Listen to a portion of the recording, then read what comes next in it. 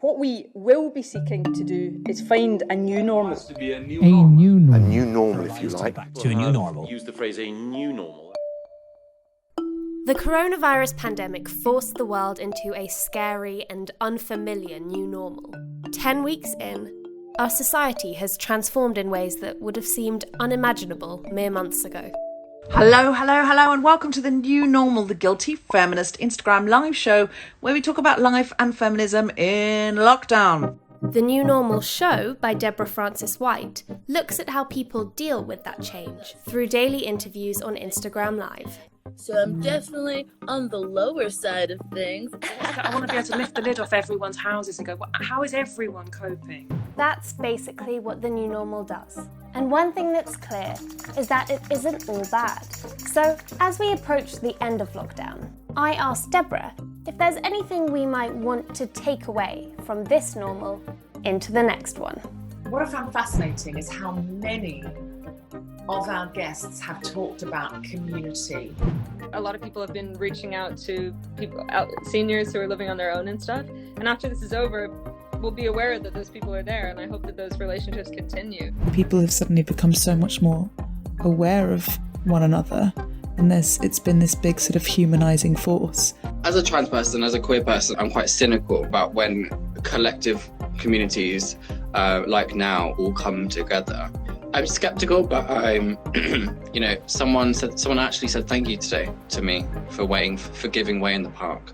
And that's the first. So maybe it's already working. Human beings are programmed to look for silver linings and adapt and make the best of things. And reconnecting locally surely has to be the most silvery of the silver linings. You're the Guilty Feminist. What does lockdown mean for feminism?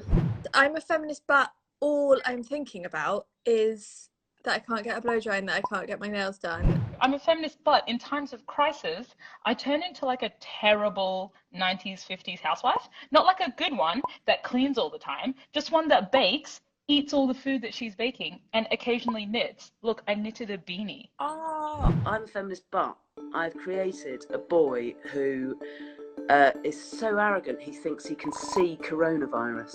Feminism is really a demand for more control. Now, every day is like a loss of control. But in another way, it could be an incredible opportunity because the countries that are doing best with COVID are run by women. And a lot of men are changing their leadership styles and becoming more compassionate, more emotional. It's very interesting. So it's a massive opportunity for feminism. Guys, there's Jacindas everywhere in every country.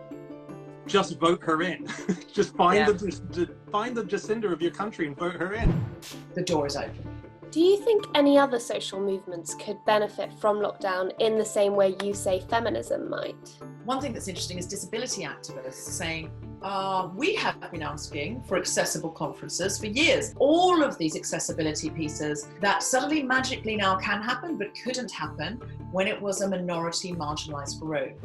So I really want people to not take for granted when they're able to go out again how easy that is, and that it's a privilege that not everyone has. I think it's just never ever been more transparent that every single decision that is made in society to not prioritise taking care of each other is an ideological decision that we have the ability, we have the room, we have the opportunity to make a different decision. A lot of our frontline, absolutely necessary in and emergency workers are immigrants, are refugees, and they by no means meet the minimum pay threshold to be able to come here as the brightest and the best. But guess what? Guess what we need done now?